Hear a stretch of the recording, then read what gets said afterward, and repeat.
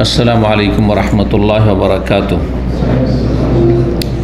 इन्नल हम्दुलिल्लाह नहमदुहु व नस्तईनुहु व नस्तगफिरुहु व नऊज़ु बिल्लाहि मिन शुरूरि अनफुसिना व मिन सय्यिआति अमालिना। मन यहदिहिल्लाहु फला मुदिल्ल लहु व मन युद्लिल फला हादिय लहु। व अशहदु अन ला इलाहा इल्लल्लाह वहदहु ला शरीका लहु व अशहदु अन्न मुहम्मदन अब्दुहु व रसूलुहु सल्लल्लाहु तआला अलैहि व अला आलिहि व सहबिहि व सल्लम तस्लीमन कसीरा। अम्मा बाद फ़क़द क़ाल इमामुल बुख़ारी रहमहुल्लाहु तआला बाबुल ख़ुरूज इलल मुसल्ला बिग़ैरि मिंबरिन। क़ाल हद्दसना सईद इब्न अबी मरियम क़ाल हद्दसना मुहम्मद इब्न जाफ़र क़ाल अख़बरनी ज़ैद इब्न अस्लम अन याज़ इब्न अब्दिल्लाह इब्न अबी सर्ह अन अबी सईद अल-ख़ुदरी रज़ियल्लाहु तआला अन्हु क़ाल कान नबी सल्लल्लाहु अलैहि वसल्लम यख़रुजु यौमल फ़ित्र वल अज़हा इलल मुसल्ला फ़अव्वलु शैइन यब्दअु बिही अस्सलातु सुम्मा यंसरिफ़ु फ़यक़ूमु मुक़ाबिलन नास वन्नासु जुलूसुन अला सुफ़ूफ़िहिम फ़यइज़ुहुम व यूसीहिम व यअमुरुहुम फ़इन कान युरीदु अन यक़तअ बासन क़तअहु औ यअमुर बिशैइन अमर बिही सुम्मा यंसरिफ़। फ़क़ाल अबू सईद फ़लम यज़ल अन्नासु अला ज़ालिका हत्ता ख़रजतु मअ मरवान व हुवा अमीरुल मदीना फ़ी अज़हा औ फ़ित्रिन फ़लम्मा अतैना मुसल्ला इज़ा मिंबरुन बनाहु कसीर इब्नु सल्त फ़इज़ा मरवान युरीदु अन यर्तक़ियहु क़ब्ल अन युसल्लिय फ़जज़बतुहु बिसौबिही फ़जबज़नी फ़र्तफ़ा फ़ख़तब क़ब्ल अस्सलाह फ़क़ुल्तु लहु ग़य्यरतुमुल्लाह फ़क़ाल अबा सईद क़द ज़हब मा तअलम फ़क़ुल्तु मा अअलमु ख़ैरुन वल्लाहि मिम्मा ला अअलम फ़क़ाल इन्नन्नास लम यकुनु यजलिसूना लना बादा अस्सलाह फ़जअलतुहा क़ब्ल अस्सलाह। মহান আল্লাহর সমস্ত প্রশংসা, সালাত এবং সালাম নাযিল হোক প্রিয় নবী সাল্লাল্লাহু আলাইহি ওয়াসাল্লামের উপর। আজ মঙ্গলবার 24শে জিলকাদা 1444 হিজরি মোতাবেক 13ই জুন 2023 আমাদের ধারাবাহিক আলোচনা সহিহুল বুখারীর ঈদাইনের পর্ব, দুই ঈদের পর্ব, ঈদের সালাত, ঈদের হুকুম আহকাম, বিধিবিধান সম্পর্কে যে সহিহ বুখারীতে যে পর্ব রয়েছে সেখান থেকে আমরা আলোচনা করছি। আজকে আমাদের ঈদানের পর্ব নম্বর 3। ইমাম বুখারী রাহিমাহুল্লাহর অধ্যায় নম্বর এই ঈদের সালাত বা ঈদের সম্পর্কে যে আলোচনা এসেছে তার পর্ব নম্বর অধ্যায় নম্বর 6 বলছেন বাবুল খুরুজ আল মুসাল্লা বিগাইরি মেম্বারিন। এই অধ্যায় হচ্ছে ঈদগাহে বিনা মেম্বারে গমন করা। ঈদগাহে যাবেন ঈদের সালাত পড়তে এবং ইমাম যাবেন ঈদের ইমামতি করতে, সালাত পড়াতে বিনা মেম্বারে, মানে সেখানে মেম্বার লাগানো হবে না, সাথে করে নিয়ে যাওয়া হবে না, কারণ ঈদ তো খোলা মাঠে হয়। তো সেখানে তো এই আজকালকার মতো এই যে তৈরি করে রাখা, প্রাচীর দিয়ে তৈরি করে রাখা, এই সিস্টেম তো ছিল না আসলে। এটা পরবর্তীকালে সেই জায়গাটি একটু সুরক্ষিত রাখার জন্য করা হয়েছে, মানুষের পয়সা হয়েছে সেই জন্য। কিন্তু এটা কোনো এমন কোনো সওয়াবের কাজ না, জায়েজ এতটুকু। এই মশলা কিন্তু অনেকেই জানে না, কারণ আমাকে অনেকেই জিজ্ঞাসা করেছে যে মসজিদে যেমন দান খায়রাত করে আমরা সওয়াবের আশা রেখে ওই রকম ঈদগাহ তৈরি করাই, ঈদগাহ প্রাচীর ঘেরা নির্মাণ করায় আমরা ওই রকমই সওয়াবের আশা রাখি। একবার অবস্থা কোথায়? হ্যাঁ, কোনো মিল নেই দুটোতে। মান বানা লিল্লাহি মসজিদান বানাল্লাহু লাহু বাইতান ফিল জান্নাহ, যে আল্লাহর জন্য মসজিদ বানাবে, আল্লাহ সন্তুষ্টির জন্য, ইখলাসের সাথে, দুনিয়ায় লোককে দেখাবার জন্য না বা দুনিয়ার কোনো স্বার্থে নয়। আল্লাহ তার জন্য স্পেশাল ঘর, প্যালেস তৈরি করবেন জান্নাতে, সে মসজিদের বিনিময়ে স্পেশাল। পক্ষান্তরে ঈদগাহকে যে ঘেরবে তার জন্য এই হবে, কিছু আছে? কিচ্ছু না। ঈদগাহ ঘেরাটি তো সুন্নত নয়, জায়েজ। যদি মনে করেন যে এইখানে করে পেশাব পায়খানা, কুকুর, শিরগাল সব কিছু পেশাব পায়খানা করে দেবে, সেই জন্য পরিষ্কার পরিচ্ছন্ন রাখার জন্য ঘেরে রাখবে, এটা ভিন্ন বিষয়। কিন্তু আসলে এটি কোনো সুন্নত কাজ নয়, ওয়াজিব ফরজ তো নয়। তো যখন খোলা মাঠে ঈদগাহ, হ্যাঁ ঈদগাহ মানে খোলা মাঠ, তাহলে খোলা মাঠে তো আর মেম্বার ওখানে থাকে না রাখা, তাহলে নিয়ে যেতে হবে। তো মসজিদ নববী থেকে মেম্বার নিয়ে যাওয়া, যেটা পরে মারওয়ানি সুন্নত, এটি নবী সাহেব সুন্নত না, খোলাফায়ে রাশিদিনের সুন্নত নয়। কথা বোঝা গেছে? তো ওই হাদিসটি আজকে এসেছে। উমাইয়া বংশে বেশ কিছু ইসলামের বিধিবিধানের উল্টোপাল্টা তারা করে দিয়েছিল সুবিধার্থে, তাদের সুবিধায় আর কি। শাসকরা তাই করে অধিকাংশ, যেই ধর্মকর্মগুলি তাদের জন্য সুবিধাজনক সেগুলি খুব ভালোই আগ্রহের সাথে সক্রিয়তার সাথে করে, আর যেগুলোতে তাদের কোনো লাভ নেই বরং উল্টো ক্ষতি আছে হয়তো না, ওগুলো না, হবে না। তো ওই রকমটাই হয়েছিল পরবর্তী। এইটি পার্থক্য হচ্ছে 4 খলিফার খেলাফত আর পরবর্তীকালের খলিফা শাসকদের খেলাফতে, রাজত্ব আমলে, দুটো পার্থক্য। জি, 4 খলিফার যুগে কোরআন সুন্নাহ বলবৎ থাকবে, রাসূলুল্লাহর আদর্শ সর্বক্ষেত্রে বলবৎ থাকবে। বৃহৎ স্বার্থ কোরআন সুন্নাহ ভিত্তিক জীবনযাপন, সার্বিক জীবন গড়ে তোলা এবং দেশ পরিচালনা সার্বিক ক্ষেত্রে। আর পরবর্তীকালে নিজের স্বার্থটাকে 1 নম্বরে রেখে ইসলাম পালন করা। রাষ্ট্রীয় ক্ষেত্রে ইসলাম ছিল, দণ্ডবিধান ছিল, দণ্ডবিধান এই কাল পর্যন্ত, তুর্কি আমল পর্যন্ত ছিল।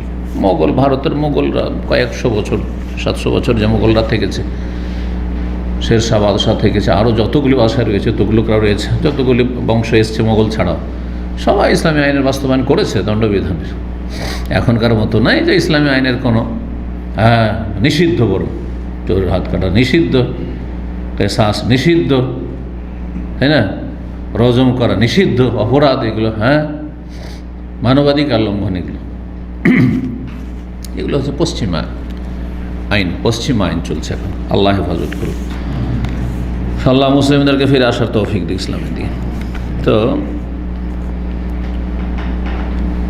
এখানে অধ্যায় ফিরে আসি, সেটা হচ্ছে মুসাল্লা মানে ঈদগাহ, ঈদের সলাতে জায়গা। মোসাল্লাই গমন করা, খুরুজ মানে বেরিয়ে যাওয়া, মানে গমন করা, বেগায়ের বিনা মেম্বারে, মেম্বার নিয়েও যাবেন না, আর ওখানে মেম্বার বানাবারও প্রয়োজন নেই। পরে বিস্তারিত আলোচনা করছি যে সুন্নত তো নয়, কিন্তু কেউ যদি ওখানে একটু উঁচা করে রাখে খুতবা দেওয়ার জন্য, উঁচাতে খুতবা দেওয়া সুবিধাজনক, সেখানে মেম্বারের মতো করে বানানো আছে, তো সেটা জায়েজ না জায়েজ নয়, এই বিষয়টি পরে আলোচনা করছি। হাদিসটা আমরা শেষ করি। হাদিসে কি বলা হয়েছে? 956 নম্বর হাদিস। হাদিস বর্ণনা করেছেন সাহাবী আবু সাঈদ খুদরি রাদিয়াল্লাহু তাআলা আনহু। তিনি বলছেন, কানান নবী সাল্লাল্লাহু আলাইহি ওয়াসাল্লাম ইয়াখরুজু ইয়াউমাল ফিতর ওয়াল আযহা ইলাল মুসাল্লা।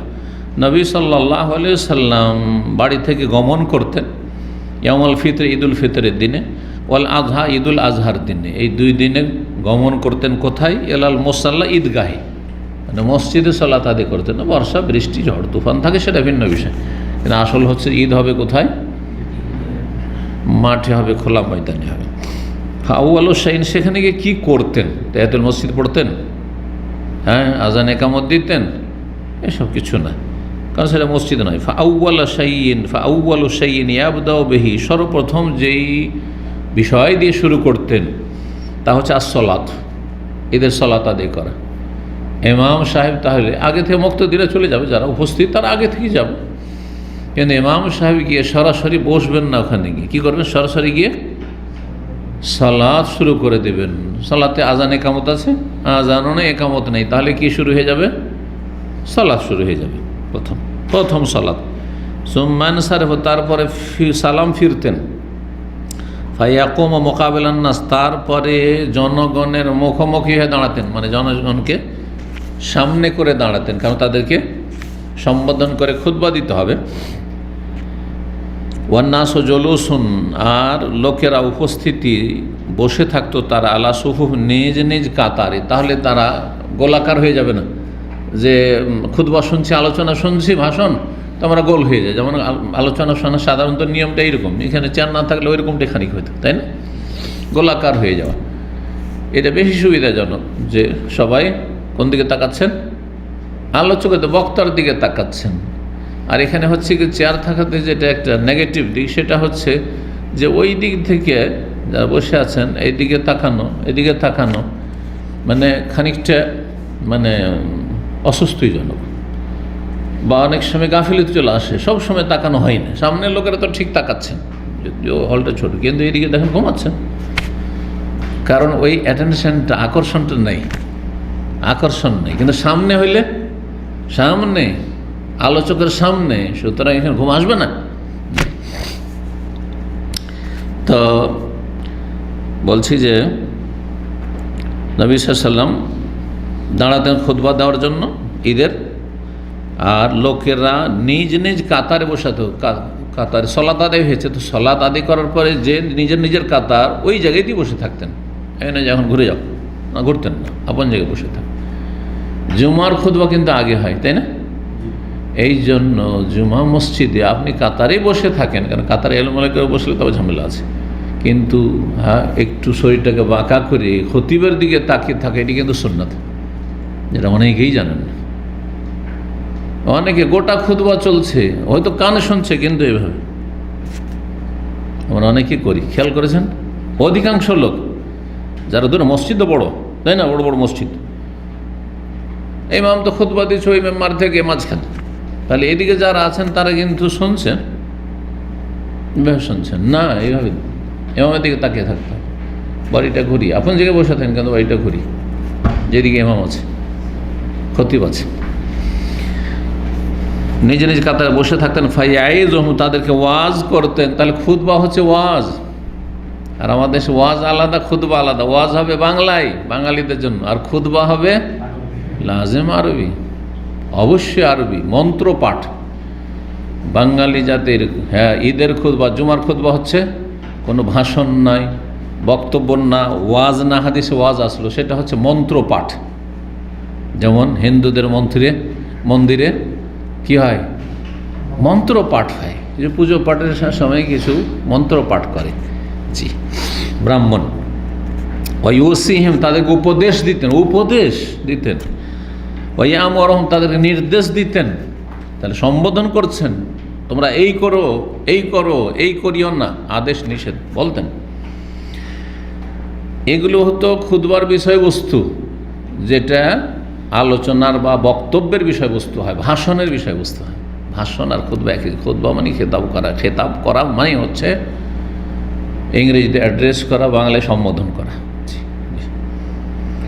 ফাইন কানা ইউরিদু আন ইয়াক্তাবা আসান, তারপরে খুতবার ভিতরেই যদি তিনি চাইতেন যে এই সময় প্রয়োজন রয়েছে একটি সেনা দল পাঠাইতে হবে কোথাও, হ্যাঁ ঈদ পড়ে নিলে চলে যাও অমুক এলাকায়, অভিযান পাঠিয়ে দিলেন, বাস সেনা দলকে পাঠিয়ে দিলেন, খুতবার একটি বিষয়বস্তু এটাও হতো। কাতাহু, তাহলে নির্দেশ দিতেন যে এই একটি ক্ষুদ্র সেনা দল 50 জন যেতে হবে, বা 100, 200, 300 জন যেতে হবে, অমুকের নেতৃত্বে এমারতে যেতে হবে, অমুক তোমাদের আমির। আমরা বেশাইন, অথবা কোনো কাজে নির্দেশ দিতেন এই কাজটি করতে হবে, আমরা বেহি, তার নির্দেশ দিতেন, সে নিজ নিজ বাড়িতেই করতে হবে, অথবা তোমরা সবাই মিলে যৌথ করতে হবে, যেভাবে নির্দেশ দিতেন। সোম্মায়ান সাহেব, তারপরে খুতবা দেওয়া হয়ে গেল, বাড়ি ফিরে চলে আসতেন। খুতবা দেওয়া হলে কী করতেন, বাড়ি ফিরে চলে আসতেন। সংক্ষেপ করা হয়েছে, পুরুষদের খুতবা দেওয়ার পরে মহিলাদের এলাকায় চলে যেতেন, তারপরে বিশেষভাবে মহিলাদের সামনে মহিলা সম্পর্কিত কিছু আলোচনা করতেন। জি, তাদের জন্য বিশেষ আলোচনা। এই জন্য ঈদের খুতবায় মহিলাদের জন্য বিশেষ কিছু আলোচনা হওয়া উচিত। শেষখানে নবী সাল্লাল্লাহু আলাইহি ওয়াসাল্লাম সুন্নত পালন করে যদি আপনি খুতবা দেন, ঈদের খুতবা দেন, বিশেষ আলোচনা মহিলাদের সম্পর্কে, কেন আরবিতে পড়লে কী হবে, ফায়দা হবে। তাহলে বাংলায় খুতবা হইতে হবে, তাহলে মহিলারা আছে ঈদগাহে, আর ঈদগাহে থাকাই সুন্নাত তাদের। আর হুকুম তো পড়েছেন যে একদলের কাছে ফরজ, তো ঈদগাহে তারা শুনছে যে আমাদেরকে এই বিষয়গুলি বলা হলে, যে মাসাইলগুলি, যে বিষয়গুলি মহিলা সংক্রান্ত। তারপরে ফিরতেন। ফাকাল আবু সাঈদ খুদরি রাদিয়াল্লাহু আনহু বলেন, আবু সাঈদ খুদরি বর্ণনাকারী সাহাবী, ফালাম ইয়াজালিন নাস আলা যালিকা, মানুষ এই আমলের ওপরই ছিল। নবী সাল্লাল্লাহু আলাইহি ওয়াসাল্লাম যেমনটা করেছেন, প্রথম গিয়ে নামাজ পড়াইলেন, তারপরে কি করতেন, খুতবা দিলেন, আর তারপরে তখন খুতবাতে এই বিষয়বস্তুগুলি তারপরে চলে আসতেন। এই আমলই ছিল। হাত্তা খারাজত মা মারওয়ান, এমন একটা সময় আসলো যখন মারওয়ান বিন হাকাম ইবনে আল-আস, জি, এই মারওয়ান বিন হাকামের সাথে আমি বের হইলাম কোথায়, ঈদ পড়তে। তিনি বিশিষ্ট সাহাবী, বয়োজ্যেষ্ঠ সাহাবী, প্রবীণ সাহাবী। ওহু আমিরুল মদিনা, আর মারওয়ান হচ্ছে মদিনার গভর্নর, কিন্তু মারওয়ান সাহাবী না, মারওয়ান সাহাবী না। সাহাবীরা বড় বড় সাহাবী থাকতো, মারওয়ান কি করে গভর্নর? তাহলে অনেক জুনিয়র সাহাবায়ে কেরাম চাইতেন। কেন? যেহেতু উমাইয়া বংশের সেই জন্য। তাহলে তখনই বংশীয় রাজত্ব কায়েম হয়ে গেছিল মুআবিয়া রাদিয়াল্লাহু তাআলার আমল থেকে শুরু করে তারপরে ইয়াজিদ, তারপরে অন্যান্যরা। মদিনার গভর্নর সেই সময় কে? মারওয়ান। ঈদটা ছিল বলছে ফি আজহান, ঈদুল আজহা ছিল, অফিতরিন তার সন্দেহ হচ্ছে ঈদুল ফিতর, দুই এক ঈদ ছিল, দুই ঈদের এক ঈদ ছিল। ফালামা আতাইনাল মুসাল্লা, যখন আমরা ঈদগাহে আসলাম, মারওয়ান যাচ্ছে আমিও গেলাম, এজা মেম্বারুন, দেখছি যে একটি মেম্বার সেখানে, বানাহু কাসির বিন সালত, কাসির বিন সালত, সালতের ছেলে কাসির নামক এক ব্যক্তি সেটি নির্মাণ করেছে, তৈরি করেছে। তাহলে সে হয়তো ছুতার মিস্ত্রি ছিল, কাঠ মিস্ত্রি ছিল, তৈরি করেছে। আর মারওয়ান নির্দেশ দিয়েছে, কারণ গভর্নর নির্দেশ ছাড়া তো আর হবে না, গভর্নর নির্দেশ দিয়ে ফাইজা মারওয়ান ইউরিদ আইরতে, মারওয়ান তখন ওই মেম্বারে চড়তে যাচ্ছে, মেম্বারে আরোহণ করে, এখন মেম্বারে চড়ে উঁচা জায়গায় কি করবে? খুতবা দিয়ে। এতদিন পর্যন্ত নবী সাল্লাল্লাহু আলাইহি ওয়াসাল্লাম দেননি, আবু বকর সিদ্দিক দেননি, ওমর দেননি, উসমান দেননি, আলী দেননি রাদিয়াল্লাহু আনহু। দীর্ঘ কত বছর? 30 বছর খোলাফাদের যুগ। আর নবী সাল্লাল্লাহু আলাইহি ওয়াসাল্লামের 8 বছর প্রায়, কারণ আসার পরে দ্বিতীয় হিজরি থেকেই আপনার ঈদের সালাত শুরু হয়ে গেছে, রমজান এসেছে, ঈদের সালাত, তারপর ঈদুল আজহা দ্বিতীয় হিজরি থেকে। তাহলে 8 থেকে 9 বছর, 9 বছর প্রায় বলা যেতে পারে। এতদিন 9 আর 8 39, প্রায় 39 বছর কি চলেছে? বিনা মেম্বারে ঈদের খুতবা চলেছে। মারওয়ান উঠতে যাচ্ছেন, কাবলা ইউসাল্লিয়া সালাতা। আচ্ছা, আগে কি করছেন এখানে?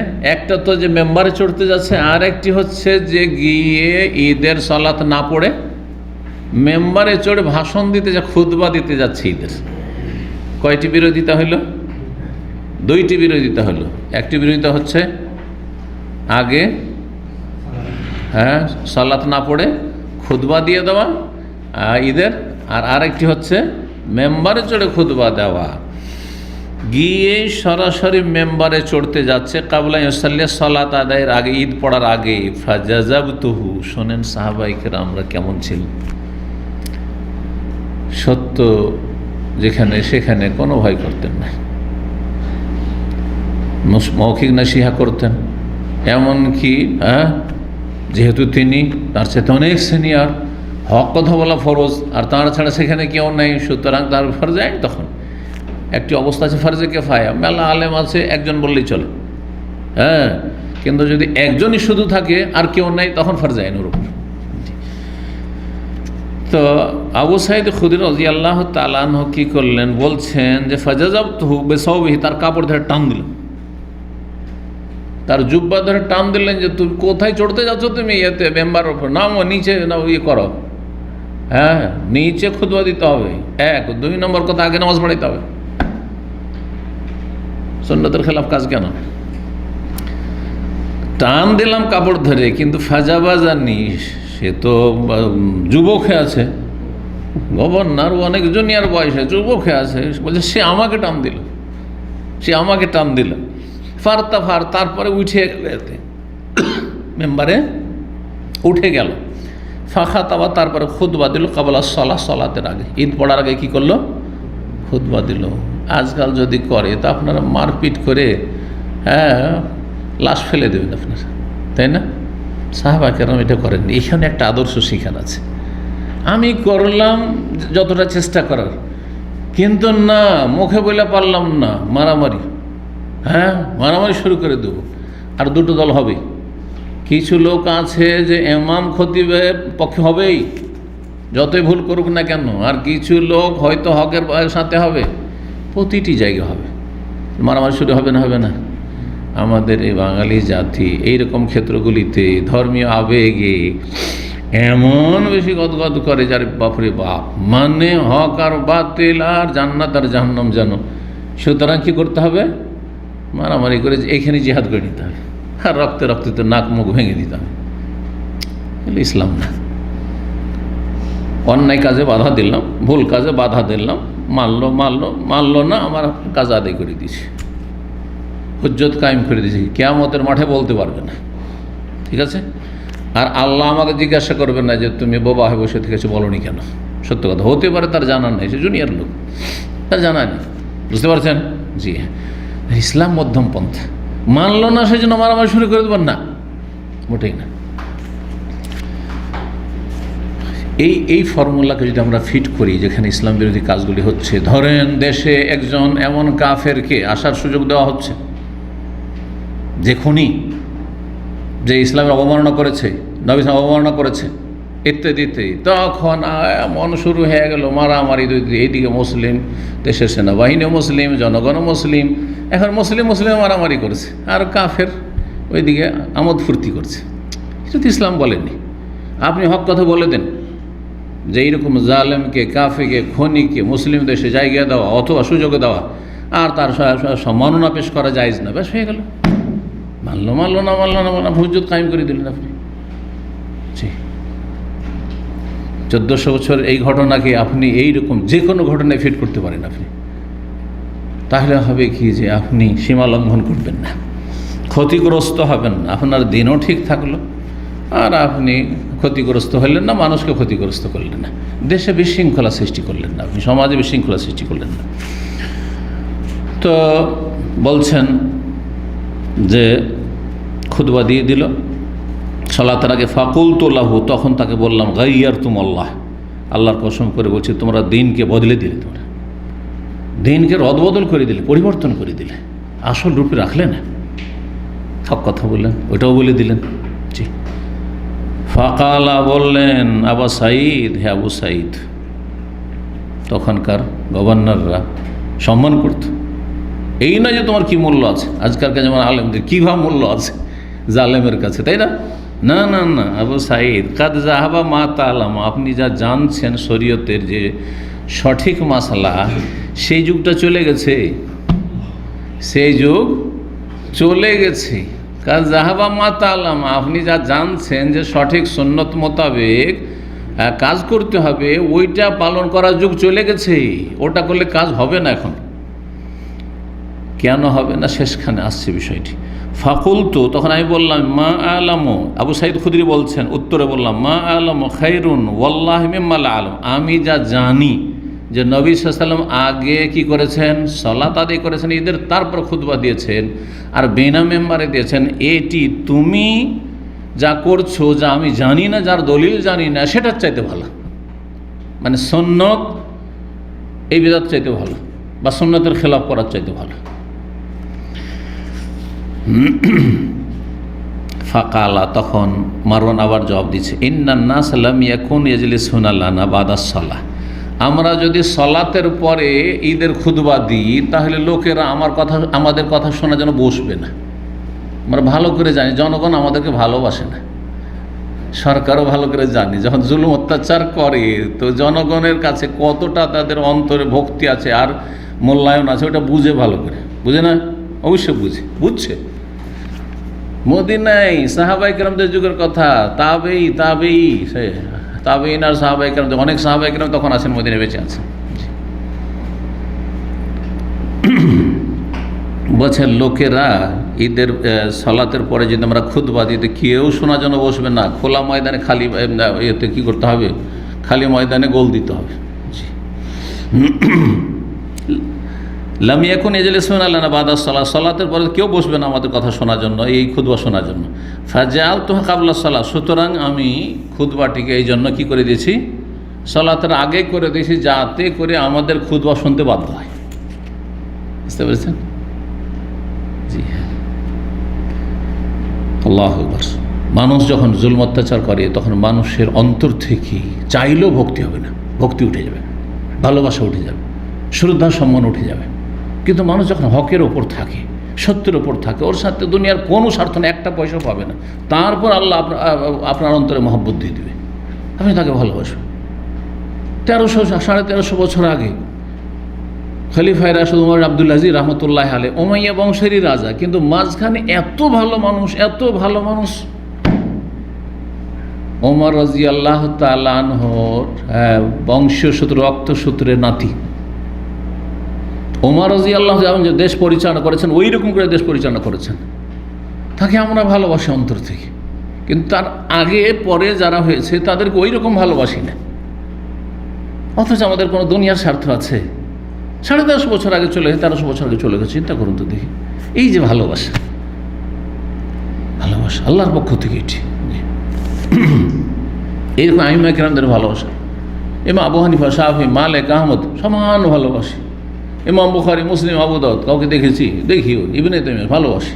কারণ তারা এই ইসলামকে যে স্বচ্ছ করে আমাদের সামনে পেশ করেছেন শিরক বিদআতের যুগে আর বাতিলের যুগে, হককে আমাদের সামনে এইভাবে আসার জন্য সুযোগ করে, না হলে আমরা কোথায় থাকতাম?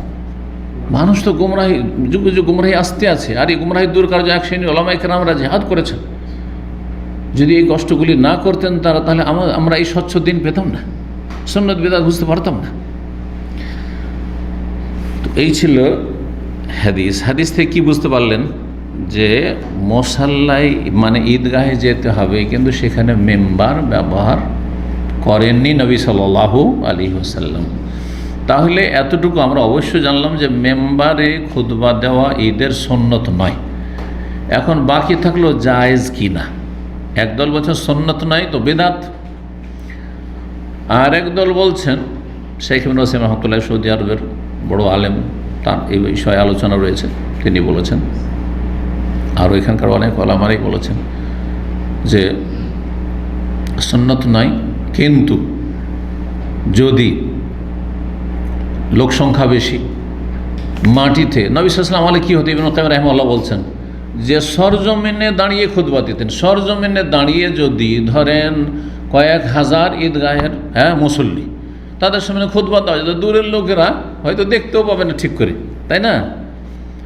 আর মনোযোগী হবে না যে খুতবায় কী আলোচনা হইল। তো এই সুবিধার্থে যে মানুষ যাতে করে ভালো একটু মনোযোগী হয়ে শোনে, সেজন্য একটু উঁচা জায়গায় যদি দাঁড়ায় সেটা, আর সেটা খুতবা দেওয়ার জন্য স্পেশালি মেম্বার না নিয়ে যাওয়া হয়, কারণ নবী সাল্লাল্লাহু আলাইহি ওয়াসাল্লামের জন্য নিয়ে যাওয়া হয়নি, সেখানে যদি একটু উঁচু জায়গা তৈরি করে দেয় সেটা মেম্বারের মতো বা কিছু, যেমন আজকাল আজ প্রাচীর হয়ে গেছে তার সাথে একটু উঁচু জায়গা করে দিয়েছে, তাহলে সেটি জায়েজ, সেটি হচ্ছে বৃহৎ স্বার্থে জায়েজ। ইবনে ওসাইমিন রাহমাতুল্লাহ আলাইহি একটি হাদিসের একটা বাক্য থেকে তিনি দলিল পেশ করেছেন যে নবী সাল্লাল্লাহু আলাইহি ওয়াসাল্লাম যখন খুতবা দিলেন, খুতবা দেওয়ার পরে ফানাজাল অবতরণ করলেন, নামলেন, নেমে মহিলাদের এলাকায় গেলেন। তো নামলেন কথাটি আছে, তার মানে কোনো উঁচু জায়গা থেকে, সেটা যাই হোক, একটা পাথর হোক আর সেটা একটু টিলা জায়গা হোক, উঁচু জায়গা থেকে খুতবা দিচ্ছিলেন তাহলে। তো এখান থেকে তিনি দলিল পেশ করেছেন যে যদি এইরকম তৈরি করে নেয়, যেমন তৈরি করা অনেক জায়গা আছে, সিমেন্টেড করে দেওয়া হয়েছে, আর উঁচু জায়গা থেকে খুতবা দিচ্ছে, তো জায়েজ। কিন্তু এই ঈদের খুতবায় জুমার খুতবার মতো করে মেম্বার ব্যবহার করা সুন্নাত নাই। এখন চলুন অধ্যায় নম্বর 7, ঈদাইনের বাবুল মাসি। এই অধ্যায় হচ্ছে হেঁটে যাওয়া ও রকুব এবং বাহনে চড়ে যাওয়া। বাহন যে কোনো বাহন হইতে পারে, কেউ সাইকেলে যাচ্ছে, বাইসাইকেল, কেউ মোটর সাইকেলে যাচ্ছে, কেউ কারে যাচ্ছে, কেউ উটের পিঠে, কেউ গাধার পিঠে যাচ্ছে, কেউ কিছুতে চড়ে যাচ্ছে এলালে ঈদ পড়ার জন্য। তাহলে সব রকমই যাওয়া যেতে পারে, হেঁটেও যাওয়া যেতে পারে আর বাহনেও যাওয়া যেতে পারে। ওয়াসসালাতু ক্বাবলাল খুতবাতি, আর সালাত আদায় করা খুতবার আগে। ওয়া বিগাইরি আযানিন ওয়ালা ইকাম, বিনা আযান ইকামত, আযানও থাকবে না আর ইকামতও থাকবে না। আর যেহেতু সেটি মসজিদ নয়, সেজন্য তাহিয়াতুল মসজিদও নয়। তবে মসজিদে যদি ঈদ পড়েন তাহলে তাহিয়াতুল মসজিদ পড়বেন, কারণ আপনি মসজিদে যাচ্ছেন, সেজন্য, ঈদের জন্য নয়। কিসের জন্য? বা ঈদের আগের সুন্নত নয়, এটি কোনো সুন্নত রাতে বা নয়, বরং এটি তাহিয়াতুল মসজিদ হিসাবে পড়ছেন, যেহেতু মসজিদে আপনি ঈদ পড়ছেন। যারা ঈদগাহে এখানে নামাজ পড়বেন, ধরেন দাম্মামে, তারা সেখানে যদি কেউ তাহিয়াতুল মসজিদ পড়ে তাহলে বলবো যে বিদআত, তাহিয়াতুল মসজিদই না, এটা তাহিয়াতুল মসজিদ কিসের? কিন্তু যখন মসজিদে যাবেন তখন আপনি তাহিয়াতুল মসজিদ পড়ে নেবেন, সেটিও এই হচ্ছে সুন্নাত। কারণ যে কোনো মসজিদে গিয়ে বসলে অতক্ষণ বসিয়ে না যতক্ষণ 2 রাকাত না পড়ে নবী সাল্লাল্লাহু আলাইহি ওয়াসাল্লাম বলেছেন।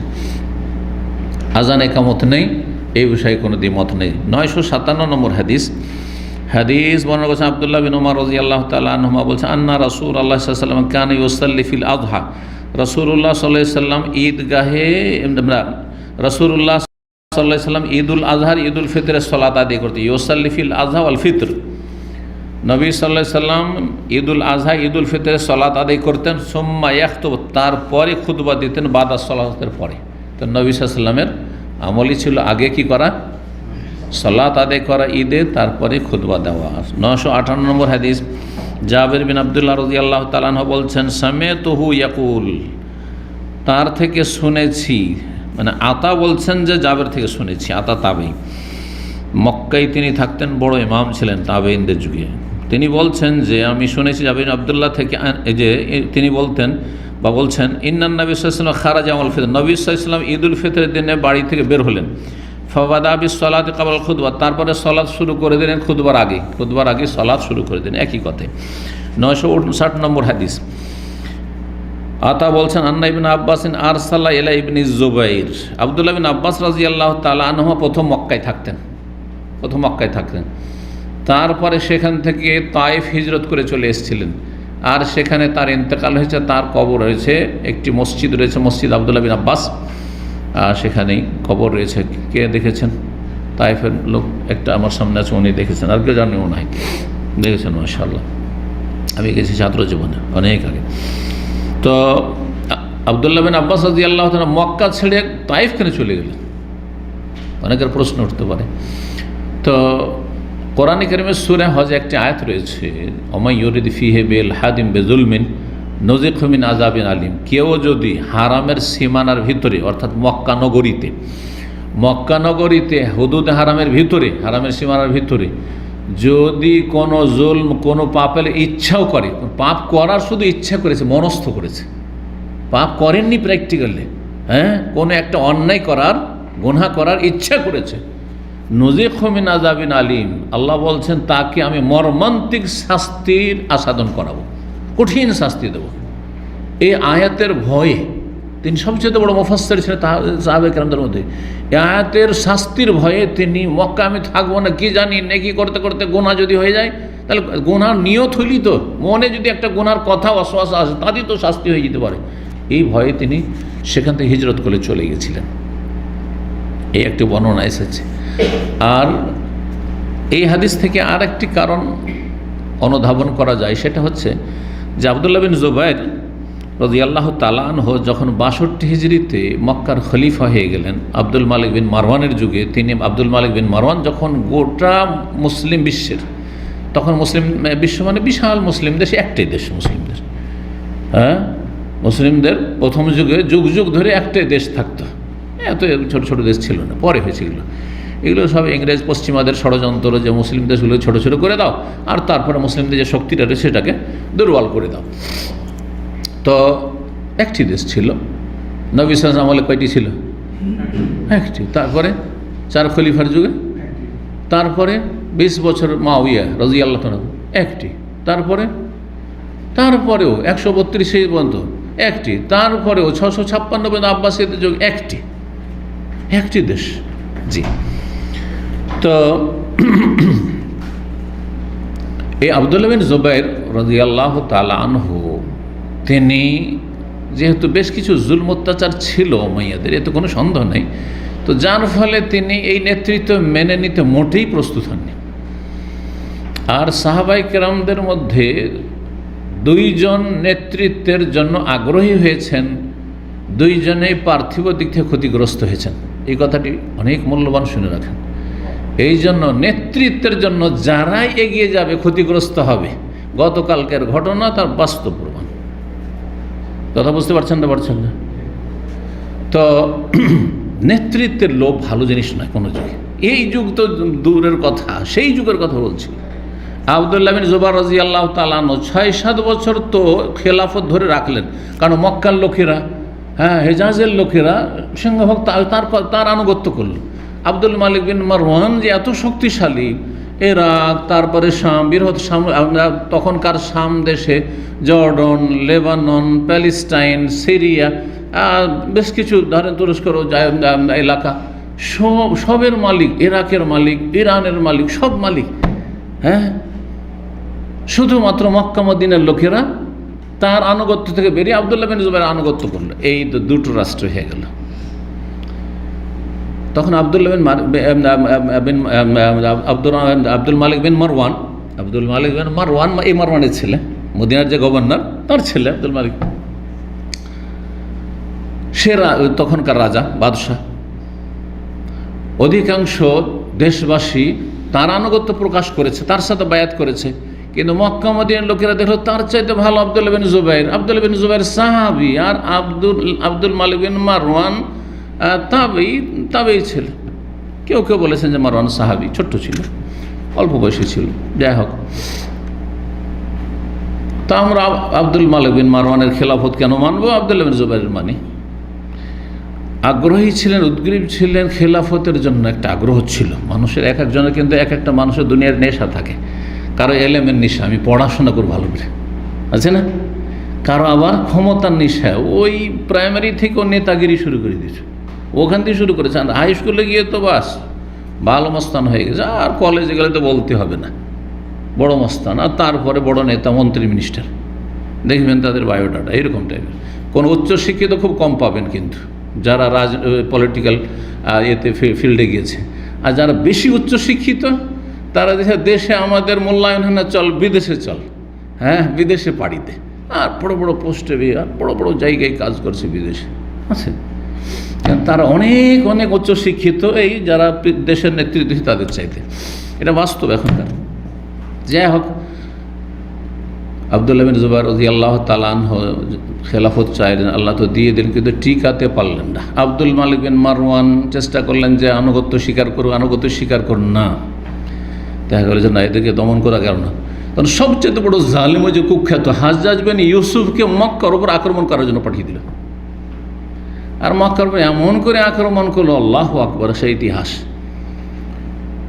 তারপর আব্দুল বিন জুবাইর রাদিয়াল্লাহু তাআলা আনহুকে শহীদ করা হলো নির্মমভাবে কাবার চত্বরে। তারপরে ফাঁসিতে সপ্তাহ ধরে ঝুলিয়ে রাখা হইল, লাশ দাফন করতে অনুমতি দেওয়া হচ্ছে না। এত জুলুম অত্যাচার হলো, তার জন্য কত লোক জুলমের শিকার হইল, ক্ষতিগ্রস্ত হলেন না।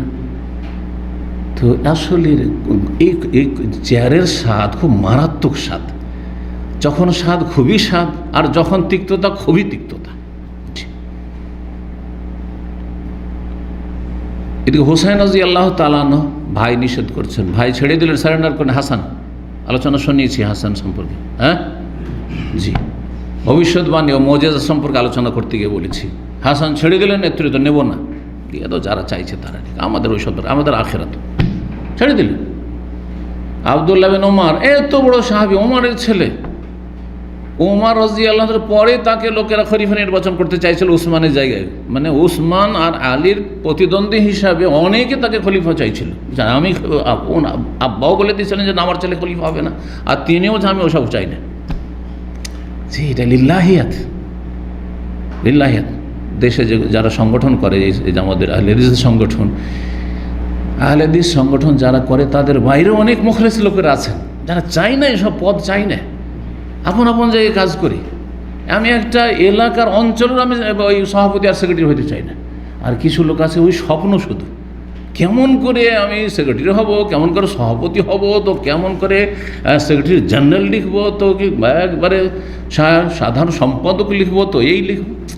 আল্লাহু আকবার, ইন্নামাল আমালু বিন্নিয়াত। এই নেতৃত্বের স্বাদের তিক্ততা খুব রয়েছে, এই জন্য আপোষে কলহ রয়েছে।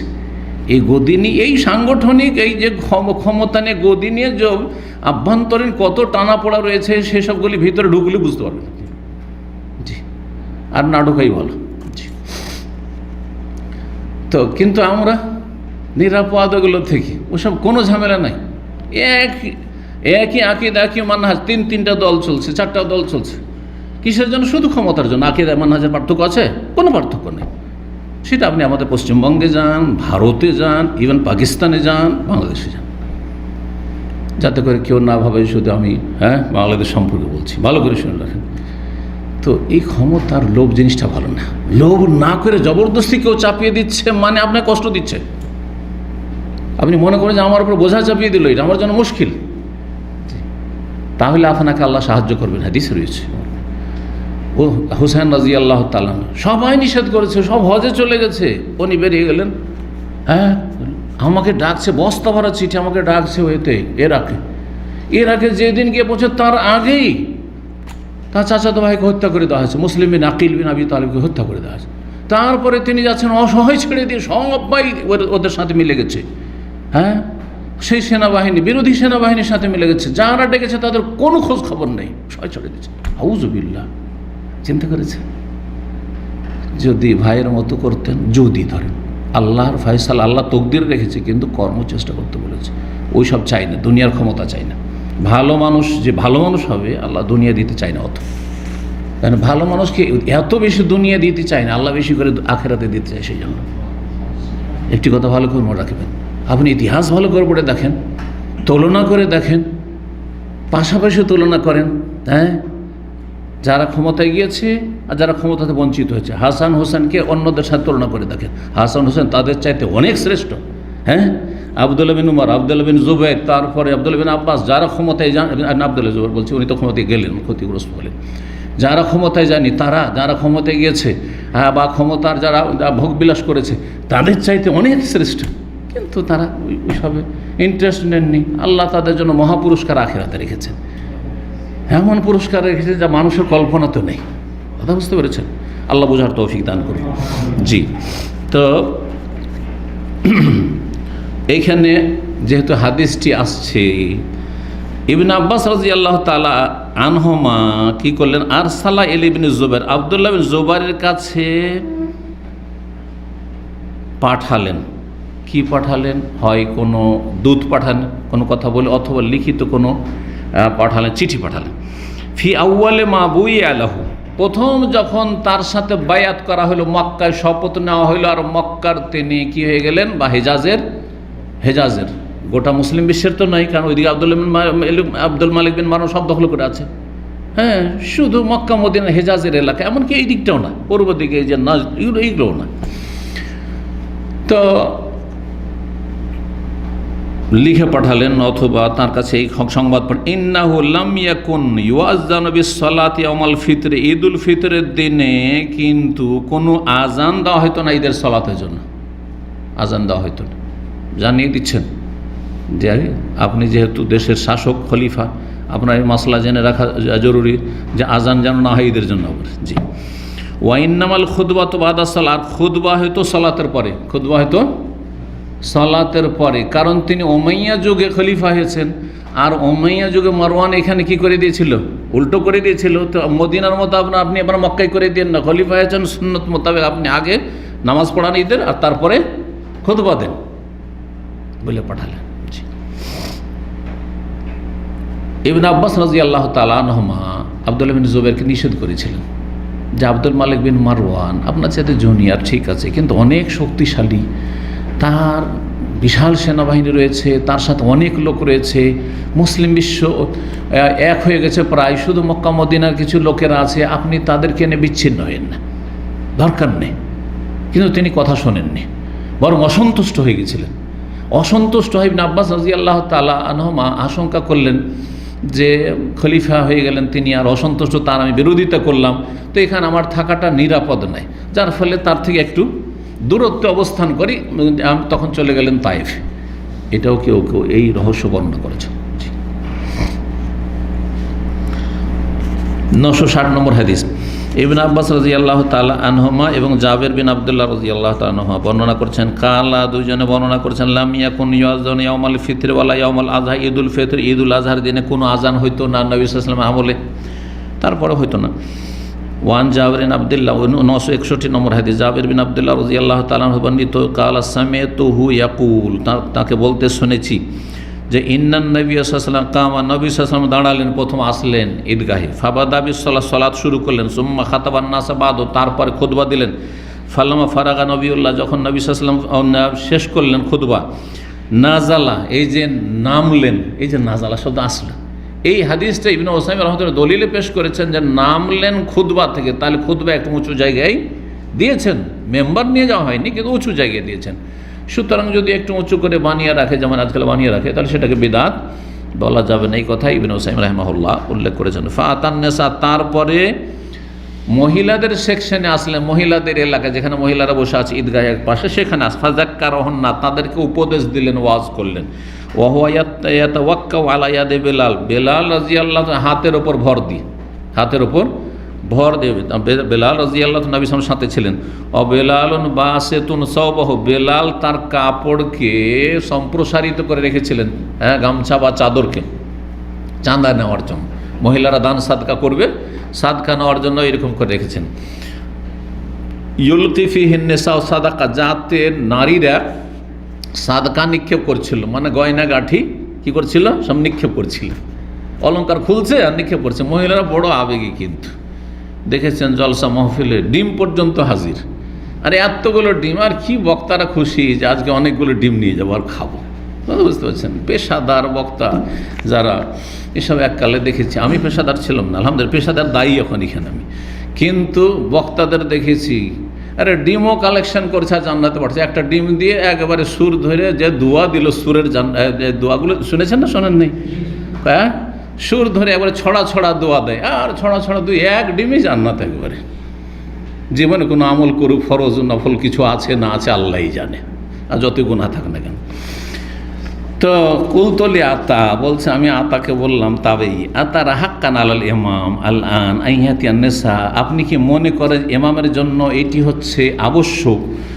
এই সময়ে নবী সাল্লাল্লাহু আলাইহি ওয়াসাল্লাম করেছেন, মহিলা সেকশনে গিয়ে তাদেরকে বিশেষ ওয়াজ করেছেন বা তাদের জন্য বিশেষ উপদেশ দিয়েছেন।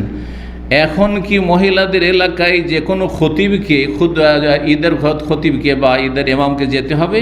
ফায়ুজাক্কে রহন না হেনা ইয়াফরোগো, যখন খুতবা শেষ হলো পুরুষদের জন্য, তখন তাদেরকে গিয়ে কি করবে, উপদেশ দেবে, এরকমটা করতেই হবে। কালা, তখন বলছেন, ইন্না যালিকা লাহাক্কুন আলাইহি, ইমাম আতা মক্কার বড় ফাকিহ ছিলেন, ইমাম ছিলেন, তিনি বলছেন হ্যাঁ, এটি ইমামদের জন্য, ইমামদের ওপর মহিলাদের হক। এটি যে মহিলা সম্পর্কে, মহিলা সংক্রান্ত তো কিছু মশাইল বর্ণনা করে, মহিলারা আসলো ঈদগাহের কিছুই নিজের মশলা মশাইল জানতে পারলো না, এটা কোন কথা? নিজের অধিকার জানতে পারলো না, স্বামীর ওপর কী অধিকার রয়েছে, স্বামীর ক্ষেত্রে তাদের কী দায়িত্ব রয়েছে, এই বিষয়গুলি ইত্যাদি। ওমালাহুম আল্লাহ ইয়াফালু, আর তাদের কী বা হয়েছে যে তারা এমনটা করবে না? অসুবিধাটা কি? মহিলাদের এলাকায় গিয়ে যদি 5 মিনিট 10 মিনিট যদি ওয়াজ করা হয়, বলা হয় তাদেরকে, তো অসুবিধা কী? আজকাল যেহেতু সাউন্ড সিস্টেম হয়ে গেছে, আর মহিলাদের এলাকায় যাওয়ার প্রয়োজন নাই, কিন্তু ওলামারা বলছেন যে সেখানেই খুতবার শেষ অংশে বা একটা অংশে, শেষে হোক অথবা মাঝখানে হোক, মহিলাদের সম্পর্কে কিছু আলোচনা করা উচিত। জি। 8 নম্বর অধ্যায়, বাবুল খুতবাতে বাদাল ঈদ। এই অধ্যায় হচ্ছে খুতবা হবে ঈদের পরে। হাদিস ওইগুলোই আসছে, খুতবা হবে কিসের পরে? ঈদ পড়ে নেওয়ার পর, ঈদের সলাতের পরে। 962 নম্বর হাদিস, হাদিস আব্দুল্লাহ বিন আব্বাস রাদিয়াল্লাহু তাআলা আনহু বর্ণনা করছেন, কালা শাহিদতুল ঈদ মা রাসূলিল্লাহ সাল্লাল্লাহু আলাইহি ওয়াসাল্লাম, আমি ঈদের সালাতে উপস্থিত হয়েছি রাসূলুল্লাহ সাল্লাল্লাহু আলাইহি ওয়াসাল্লামের সাথে, আবু বকরের সাথে, উমরের সাথে, উসমানের সাথে। ফাকুল্লুহুম কানু ইউসাল্লুনা ক্বাবলাল খুতবা, তারা সকলেই খুতবার আগে ঈদের সালাত পড়ত। খুতবার আগে সালাত, তারপরে খুতবা। এমনকি আলী রাদিয়াল্লাহু তাআলা আনহু, আলী, তারপরে তখন যখন মারওয়ান এসছে প্রথম, তখন এটা শুরু করেছে।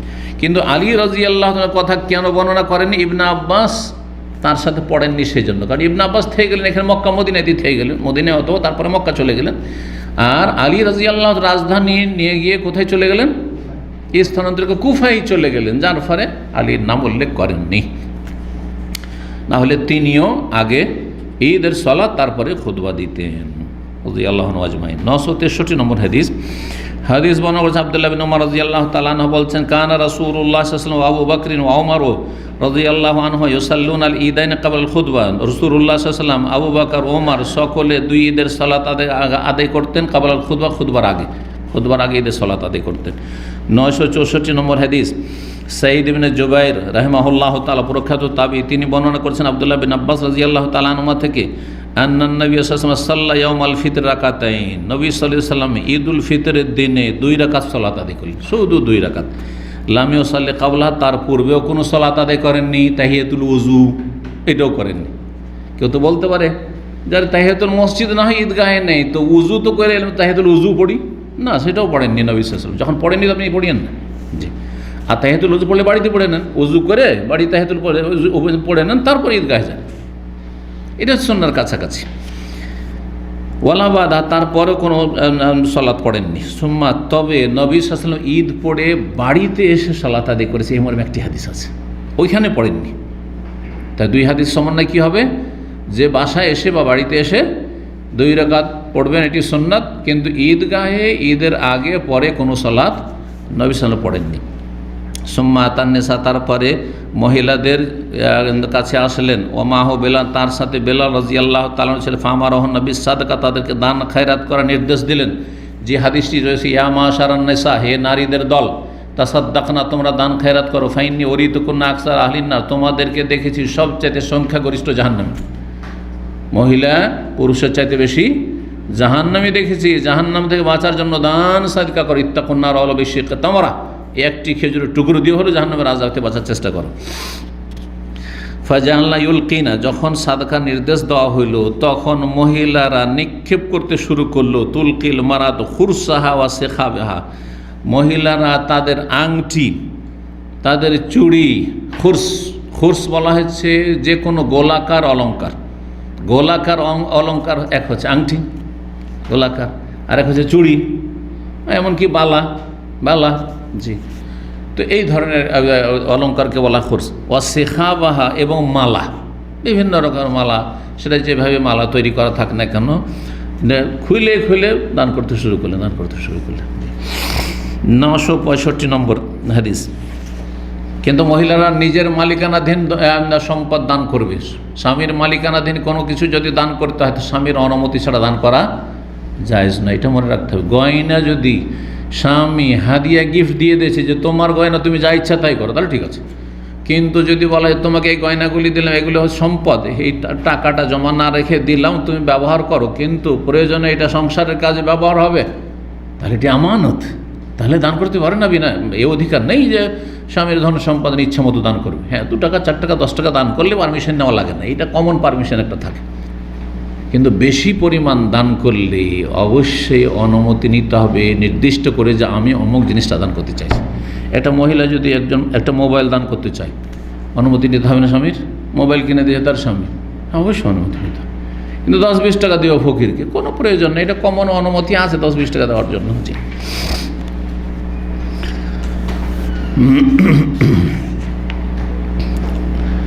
965 নম্বর হাদিস কিন্তু আগে হয়ে গেছে এই ধরনের হাদিসগুলো। হ্যাঁ, বারা বিন আযিব রাদিয়াল্লাহু তাআলা থেকে বর্ণিত, তিনি বলছেন, কালান নবী সাল্লাল্লাহু আলাইহি ওয়াসাল্লাম, ইন্না আউওয়ালা মা নাবদাউ বিহি ফি ইয়াউমিনা হাযা, সর্বপ্রথম যেই কাজটি আমরা শুরু করব এই কুরবানির দিনে, সেটা হচ্ছে আন্নুসাল্লিয়া, ঈদ পড়ব, ঈদের সালাত পড়ব, সুম্মা নারজিয়া, তারপরে ফিরে আসবো, ফান্নানহার, তারপরে জবাই করব, ফিরে এসে জবাই করব। বাড়িতে জবাই করলে ফিরে এসে, কিন্তু কোরবানির পশু ঈদগাহে যদি থাকে, হাতের নাগালে থাকে, তাহলে সেখানে জবাই করে সুন্নাত, সেখানে তাড়াতাড়ি হয়ে গেল। তাহলে জবাই, যে যখন গেছেন বাড়ি কাছে সেখানে, বা কেউ নিয়ে গেছে সেখানে কোরবানি পশু আছে, সালাত পড়া হইল আর তারপরে জবাই করে দিলেন। জি, ফামান ফাআলা যালিকা, যারা এরকমটা করবে, ফাকাদ আসাবা সুন্নাতানা, তারা আমাদের সুন্নতে উপনীত হবে বা সুন্নতের উপর আমল করবে। ওমান নাহারা কাবলা সলার, কেউ যদি ঈদের সালাত পড়ার আগেই কোরবানি করে ফেলে, ফাইন্নামা হুয়া লাহমুন, সেটা এমনি খাওয়ার গোস্ত হবে, কাদ্দামাহু লিআহলি, সেটা নিজের পরিবারকে অগ্রিম খাওয়ালো, কিন্তু সেটা কুরবানি হবে না। লাইসা মিনান নুসুক ফি শাই, সেটা কুরবানি বলে গণ্য হবে না। ফাকালা রাজুল মিনান আনসার, আনসারীদের জনৈক ব্যক্তি বলল, ইউকাল আবু বুরদা, যার নাম ছিল আবু বুরদা বিন নিয়ার, ইয়া রাসূলুল্লাহ, আল্লাহর রাসূল, যাবাহতু, আমি তো জবাই করে ফেলেছি। হাদিস পড়েছেন না এর আগে? আমি কি করেছি? ঈদ পড়াকে ফজরে জবাই করে দিয়েছি, জবাই করে দিয়ে ওয়াইন দিয়ে জাজা, তবে আমার কাছে একটি জাজা আছে, মানে 6 মাস থেকে শুরু করে 1 বছর নিচ পর্যন্ত একটি ছাগল আছে, পাঠি আছে, খায়রুন মিন মুসিন্না, সেটা দাঁতা পশুর চাইতেও বেশি কি হয়ে রয়েছে, হৃষ্টপুষ্ট রয়েছে, খুব তরতাজা রয়েছে, গোস্ত বেশি হবে। ফাকাল নবী সাল্লাল্লাহু আলাইহি ওয়াসাল্লাম, ইজআল মাহু মাকানাহু, সেটাকে তার পরিবর্তে জবাই করে দাও, ওয়ালান তুফিয়া ও তাজিয়ান আহাদিন বাদাকা, তবে তোমার পরে আর কারো জন্য এটি প্রযোজ্য নয়, এই বিধান সবার জন্য না। তাহলে সবার জন্য বিধান হচ্ছে দাঁতা হলেই হচ্ছে নিরাপদ, উত্তম। আর অনেকে বলেছেন দাঁতা না হলে 1 বছর পুরা হইতে হবে, কিন্তু নিজের বাড়ির পোষা হলে তো 1 বছর জানা যায়, কি বাইরে থেকে কিনে কারো কথারও ভরসা করা মোটেই যাবে না। সুতরাং নিরাপদ হচ্ছে যেমনটা বলছি, আর ইখতিলাফ আর সন্দেহ থেকে মুক্ত হওয়ার জন্য দুটো দাঁত বা যে দুধের দাঁত ভেঙে গেছে, সামনের দুটো দাঁত ভেঙে গেছে নিচের সানিয়া, তাহলে জানবেন যে এখন ছাগলের ক্ষেত্রে 1 বছর হয়ে গেছে। আর গরুর ক্ষেত্রে 2 বছর না হলে এই দাঁত হয় না, 2 বছর। আর উটের ক্ষেত্রে 5 বছর না হলে সাধারণত এই দাঁত হয় না, এই জন্য উটের সর্বনিম্ন বয়স হচ্ছে 5 বছর। জি।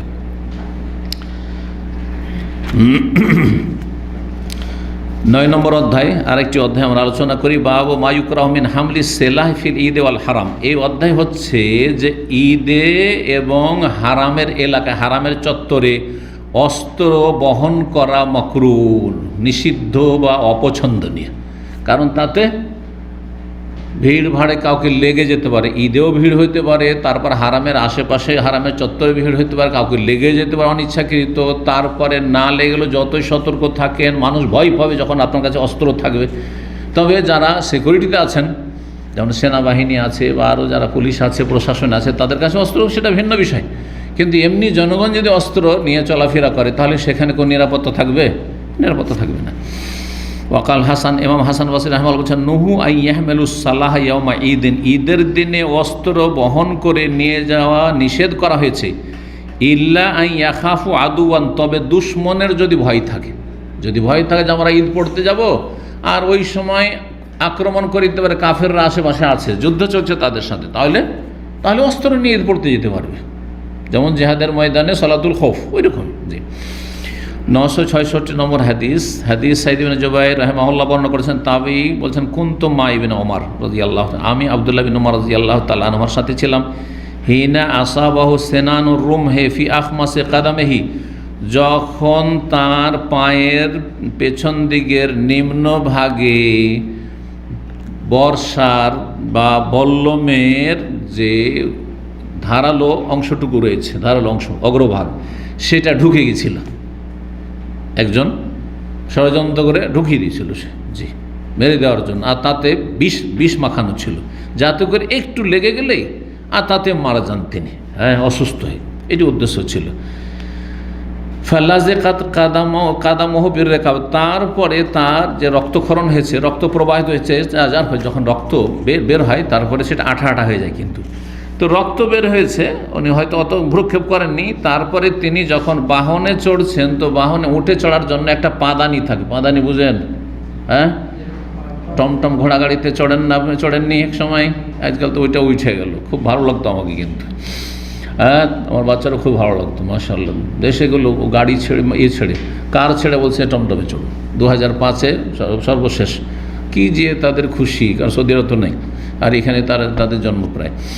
তো এই টমটমে চড়ার জন্য একটা পাদানি আছে, ওখানে পা দিয়ে উঠতে হয়, তাই না? তো উঠেও চড়ার জন্য এত উঁচা উঠে কেমন করে তোমরা, একটা পাদানি আছে ওইখানে, জি। তো এর রেকাব বলা হয় এটাকে, হ্যাঁ, পাদানির আরবি হচ্ছে রেকাব। ফাল্লাজেকাত কাদামহ, তার পায়ে যে ওই যে রক্ত বেরিয়েছে, রক্তক্ষরণ হয়েছে আঘাত লাগার কারণে বা আহত হওয়ার কারণে, সেটা পাদানির সাথে লেগেছে, হ্যাঁ, আঠা হয়ে।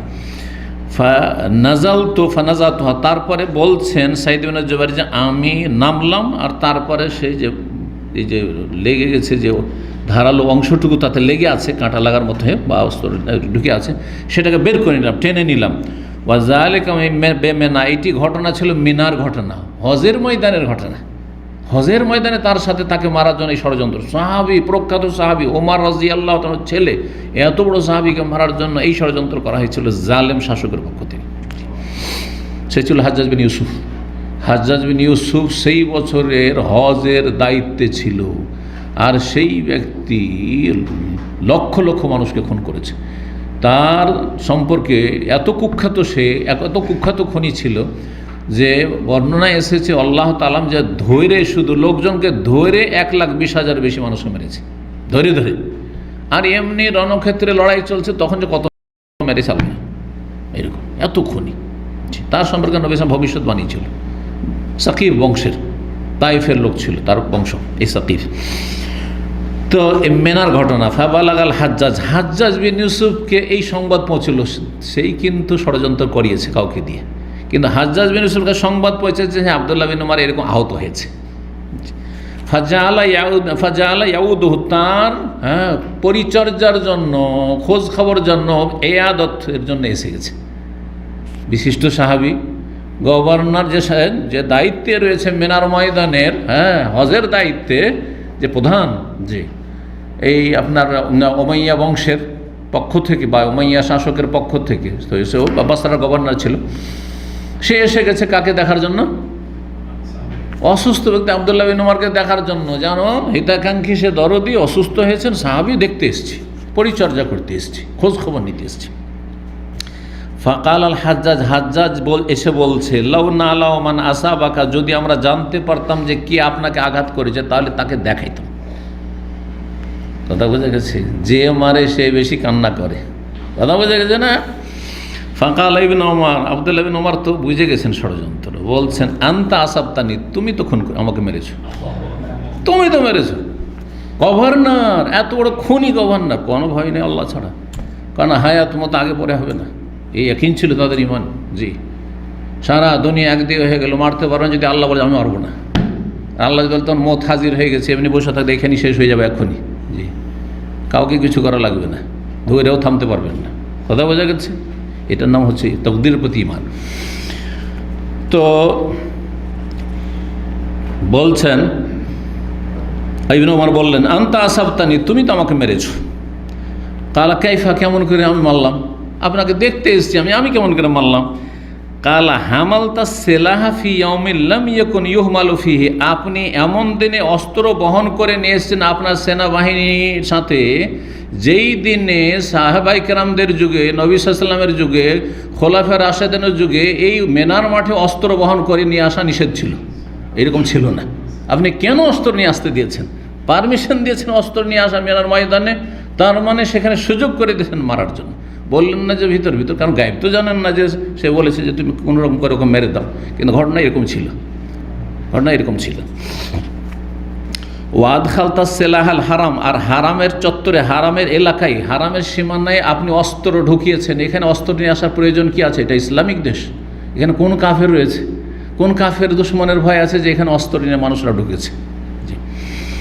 ওয়ালাম ইয়াকুন ইসসালাহ ইউদখালুল হারাম, অথচ নবী সাল্লাল্লাহু আলাইহি ওয়াসাল্লামের আমলে, খোলাফায়ে রাশেদিন আমলে হারামের এলাকায় কোনো অস্ত্র নিয়ে প্রবেশ করা হইতো না, অস্ত্র বহন করা হইতো না। 967 নম্বর হাদিস, আর এটি দিয়ে শেষ করছি হাদিস। ওই হাদিসের একটা অংশ রয়েছে, আসহাক বিন সাঈদ বিন আমর ইবনে সাঈদ ইবনে আস, তার পিতা সাঈদ ইবনে আমর বিন সাঈদ থেকে বর্ণনা করছেন, কাল দাখাল আল হাজ্জাজ আলাই বিন ওমর, হাজ্জাজ বিন ইউসুফ, জালেম কুখ্যাত গভর্নর বাসরার, সে প্রবেশ করলো, আসলো আব্দুল্লাহ বিন ওমরের কাছে, ওয়ানা ইনদাহু, সেই সময় আমি তার কাছেই ছিলাম।